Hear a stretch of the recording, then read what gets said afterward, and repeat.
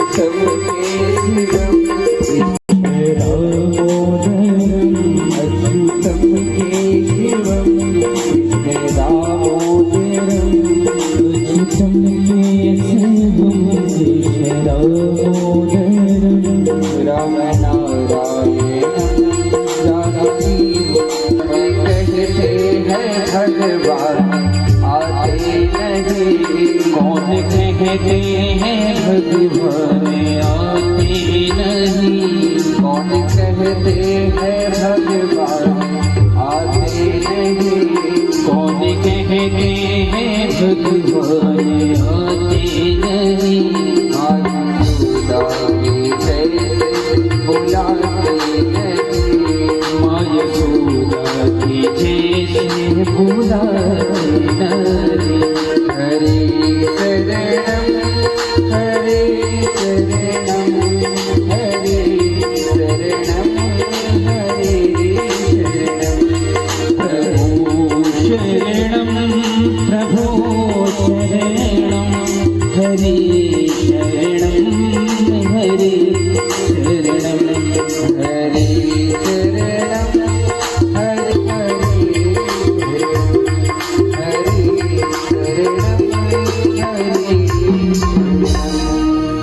बोल वृंदावन बिहारी लाल की।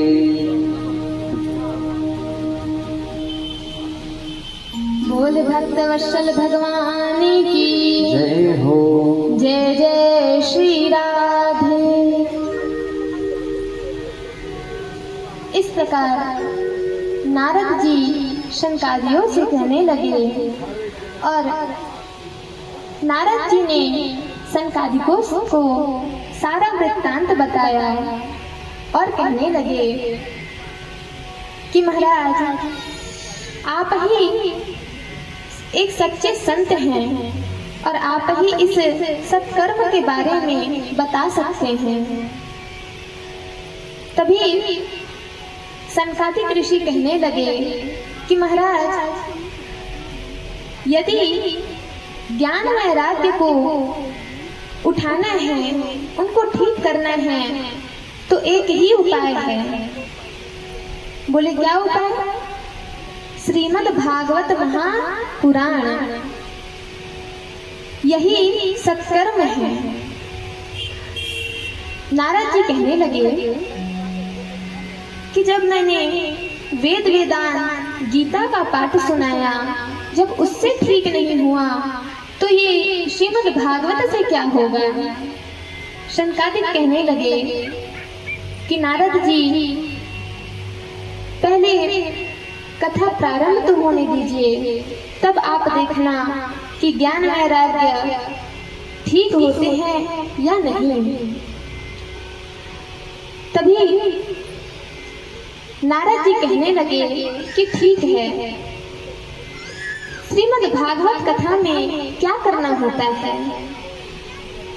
सनकादिक कहने लगे कि आप श्रीमद् भागवत कथा का आयोजन कीजिए और सभी को आमंत्रित कीजिए।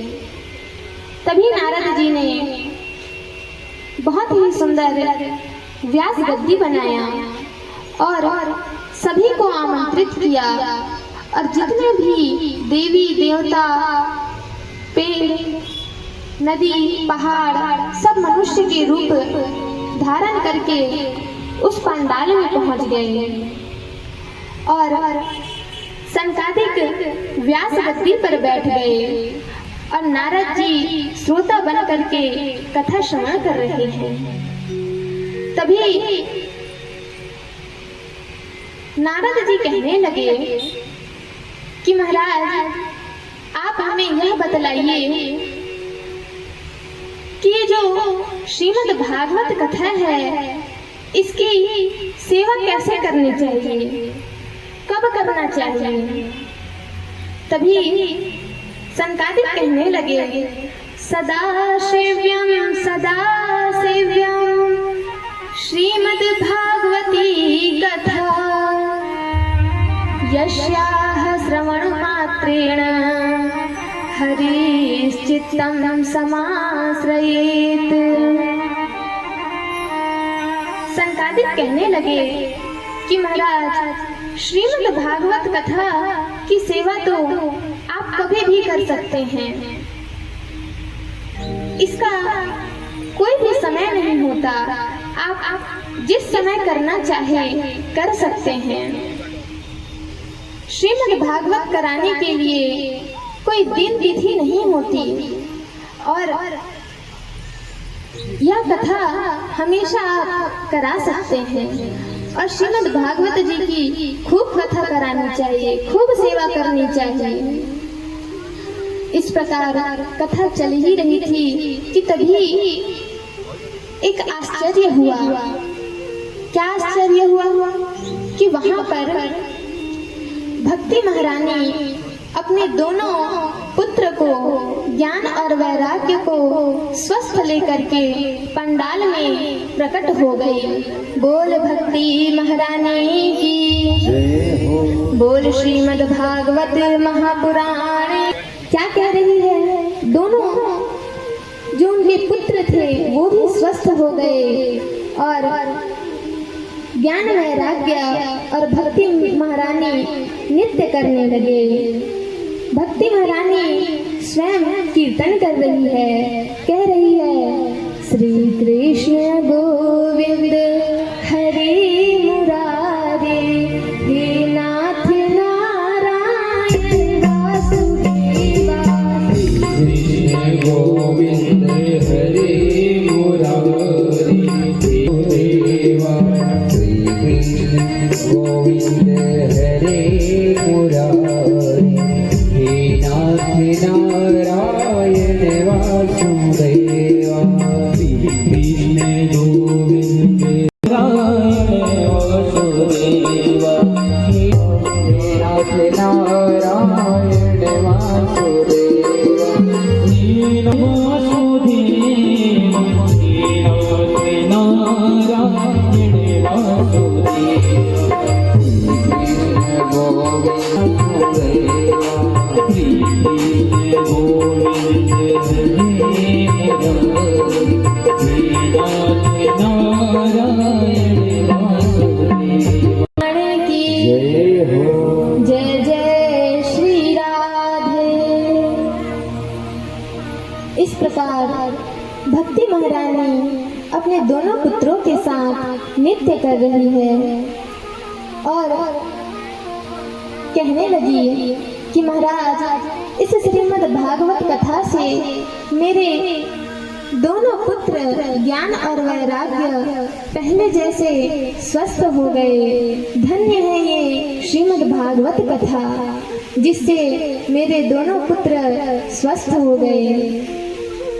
और भक्ति महारानी कहने लगी कि महाराज, अहम प्रतिष्ठानी, मैं कहाँ बैठूं? मुझे भी बैठने का स्थान कीजिए। तभी शंकादिक ऋषि कहने लगे कि देवी, आप सभी के हृदय में बैठ जाइए, क्योंकि सभी के पास भक्ति नहीं होती, और यदि आप सबके हृदय पर विराजमान हो जाएंगी तो सबके पास भक्ति भी होगी। तभी भक्ति महारानी सबके हृदय पटल पर विराजमान हो गई, और तभी नारद जी कहने लगे कि महाराज, आप हमें यह बतलाइए कि इस श्रीमद् भागवत कथा से क्या केवल भक्ति महारानी और ज्ञान वैराग्य ही तरते हैं, या फिर पापियों के पाप भी तर जाते हैं? तभी शंकादिक ऋषि कहने लगे कि महाराज, इस श्रीमद् भागवत कथा से तो केवल भक्ति ज्ञान वैराग्य ही नहीं, बल्कि जो कभी आज तक भगवान के कभी कीर्तन नहीं किया हो, कभी कथा नहीं सुना हो, जो केवल कुकर्म करता हो, केवल पाप करता हो, उसका भी कल्याण हो जाता है। तभी नारद जी कहने लगे, अच्छा, यदि ऐसी बात है तो आपके पास कोई उदाहरण है जिससे हम समझ सके कि भैया पापियों के पाप भी तर जाते हैं? तभी शंकादिक ऋषि कहने लगे कि हाँ महाराज, बिल्कुल है। कहने लगे, तुंगभद्रा तटे पूर्वं भूतपन्नामोत्तमं यत्र वर्णाः स्वर्णधेनेन सत्यसत्कर्म तत्परः। कहने लगे, महाराज, तुंगभद्रा नामक नदी के पास एक बहुत ही सुंदर नगर था। उस नगर का नाम था उत्तम नगर। वहाँ के जो वासी थे वह बहुत ही सत्यवादी थे, सरल स्वभाव के थे। वहाँ के जो वासी थे वो कभी भी झूठ नहीं बोलते थे, हमेशा सत्य मार्ग पर चलते थे। और उसी नगर में एक आत्मदेव पंडित जी रहते थे। वह कर्मकांडी थे, ब्राह्मण थे और बहुत ही सीधे सरल स्वभाव के थे। उनके पास किसी चीज की कमी नहीं थी। उनके पास धन था, लेकिन बस उनको एक ही कमी थी, वो थी कि उनका कोई संतान नहीं था। और बहुत ही सीधे व्यक्ति थे, सभी से नम्रता पूर्वक बात करते थे। लेकिन उनकी जो पत्नी थी वह एकदम उनसे अलग थी। और उनकी पत्नी का नाम था धुंधली देवी। जब तक धुंधली किसी से लड़ाई न कर ले, किसी से झगड़ा न कर ले, तब तक उसका पेट पचता नहीं था। कई महिलाओं की ऐसी आदत होती है,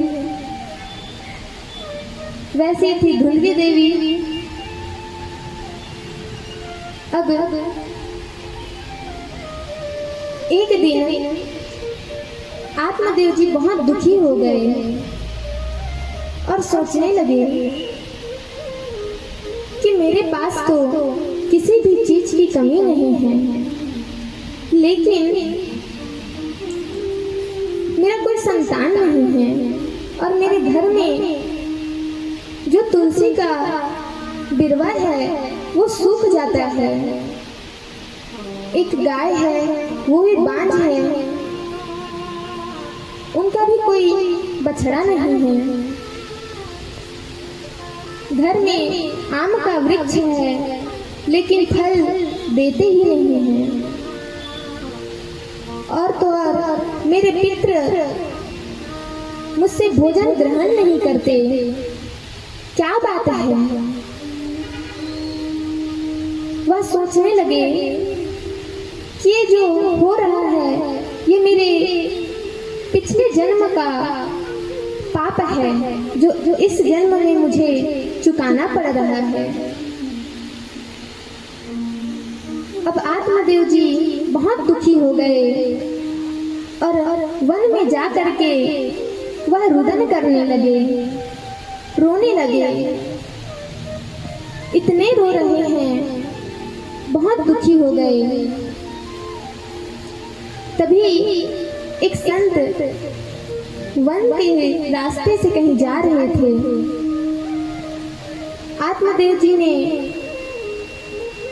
उस संत को देखा और उनको देखकर और रोने लगे। तभी संत आकर के आत्मदेव जी से पूछने लगे कि महाराज क्या बात है, आप क्यों रो रहे हैं, बताइए।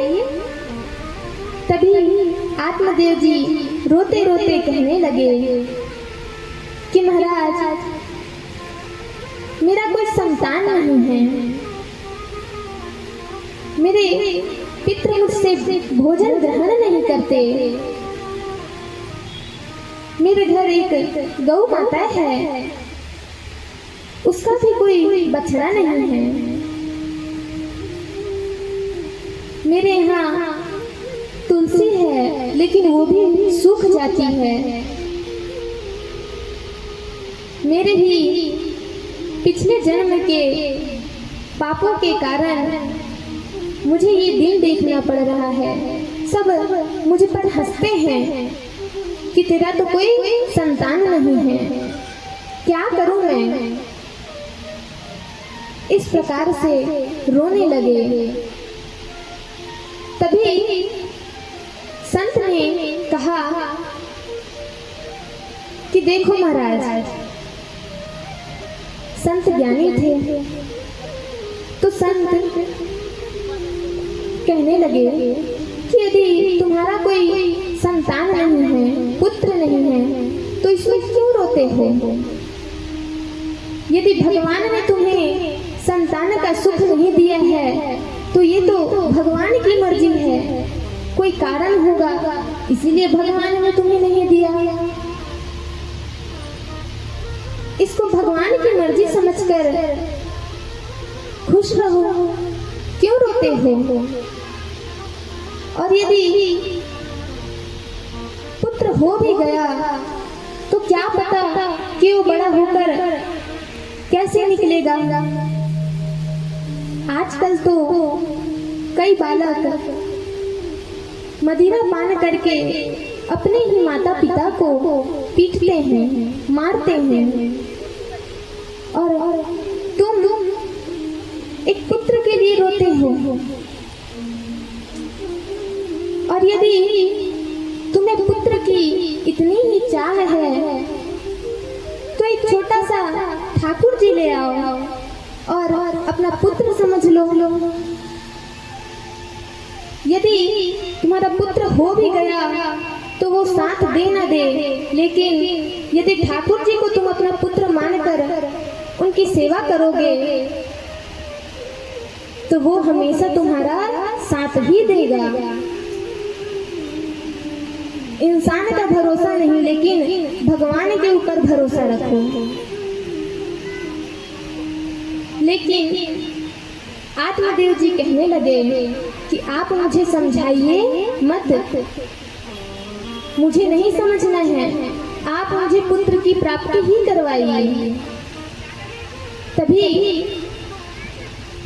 संत कहने लगे, संत ने आत्मदेव जी का हाथ देखा, कहने लगे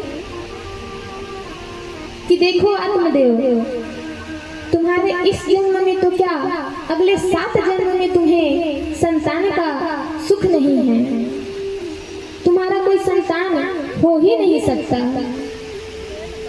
यह सुन करके तो आत्मदेव जी और रोने लगे और कहने लगे कि देखिए महाराज, यदि आप मुझे पुत्र की प्राप्ति नहीं करवाए तो मैं यहीं रो रो कर अपने प्राण त्याग दूंगा और आपको ब्रह्म हत्या लगेगा। मेरी मृत्यु का जवाबदारी सिर्फ आप ही होंगे। संत डर गए और तभी उन्होंने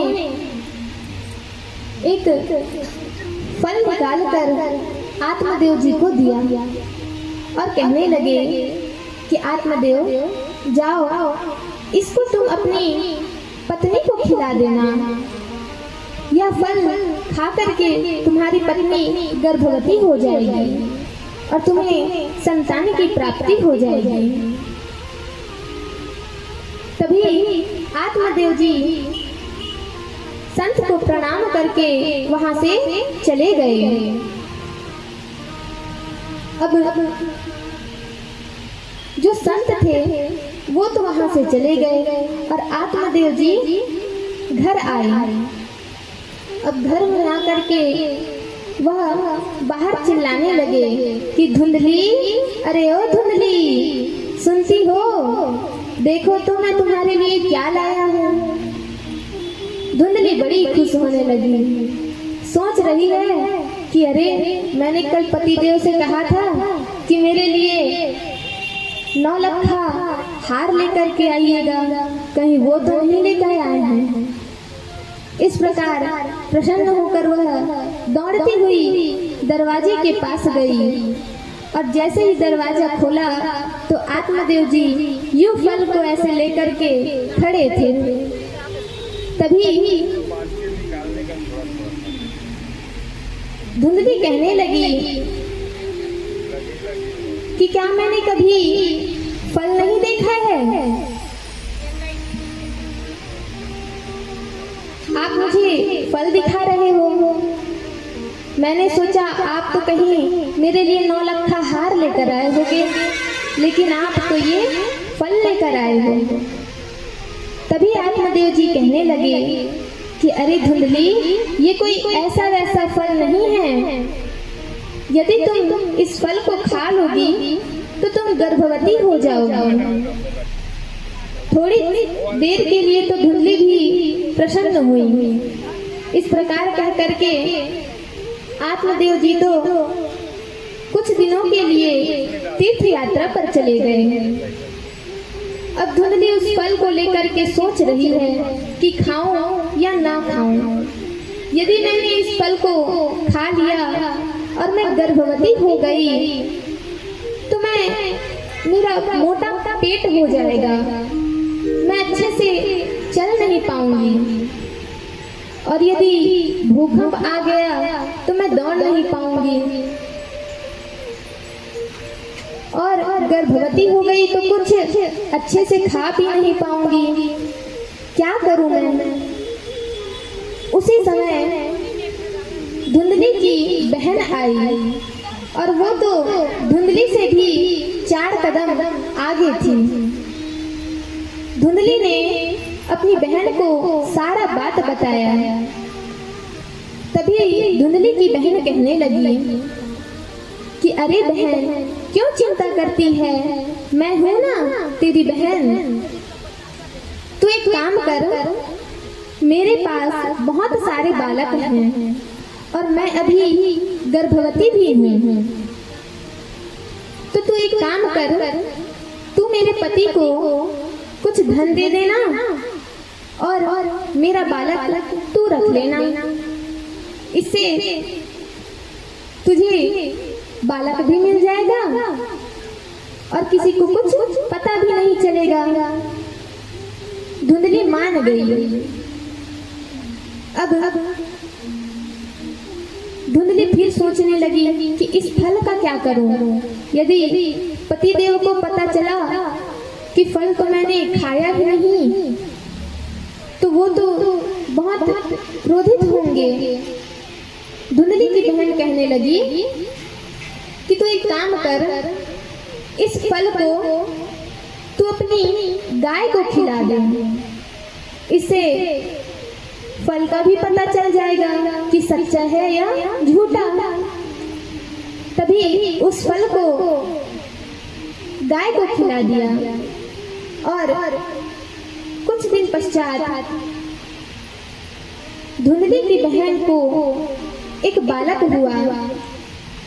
तो धुंधली उस बालक को लेकर के, धुंधली की बहन उस बालक को लेकर के धुंधली के पास आई और उस बालक को धुंधली को दे दिया।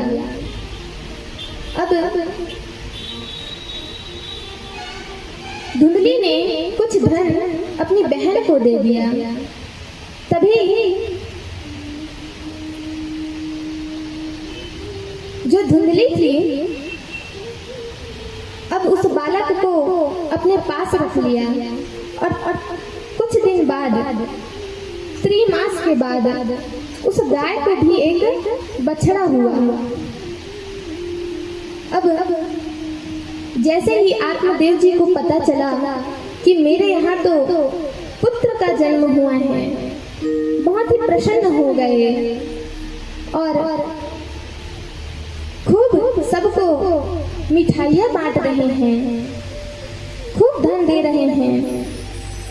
अब वह घर लौटे तो देखा कि अरे कितना सुंदर बालक है और गाय का भी बछड़ा हुआ था। तभी जो आत्मदेव जी थे वह उस बालक का नाम करने के लिए बैठे और नामकरण करने के लिए जैसे ही बैठे तो धुंधली ने उस बालक को छीन लिया और अपने पास रख लिया और कहने लगी कि अरे 9 महीने मैंने अपने पेट में रखा इस बालक को, इतनी पीड़ा मैंने सही और नामकरण आप करोगे, ये तो मैं होने नहीं दूंगी। तभी धुंधली कहने लगी कि मेरा नाम तो धुंधली है और मेरे पुत्र का नाम होगा धुंधकारी। बहुत ही सुंदर नाम रखा। तभी आत्मदेव जी उस बछड़े का नाम रखा। कहने लगे और देखिए वह जो बछड़ा था, गाय था, वो बहुत सुंदर था और दिव्य था